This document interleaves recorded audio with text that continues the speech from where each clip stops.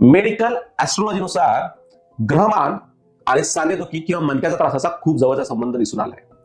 त्यामुळे ज्या रुग्णांना उपचारानंतर फरक पडत नाही त्यांना त्यांची पत्रिका आणि त्यांच्या घराचा वास्तुदोष याचा शोध घेतल्यानंतर त्यामध्ये त्रुटी आढळल्या आणि त्यातील तज्ञ मार्फत या त्रुटी दूर केल्यानंतर त्यांच्या मणक्याच्या पुनरुद्भवामध्ये अपेक्षित लाभ झाल्याचे दिसून आले आहे. या सर्व बाबींचा विचार केल्यानंतर आज मणक्याचा त्रास असणाऱ्या रुग्णांनी एक बाब ही लक्षात ठेवणं गरजेचं आहे की फक्त आम्ही पैसे मोजलेत आणि आमचा आजार बरा झाला नाही किंवा तो परत झाला असं म्हणण्यात काही अर्थ नसतो.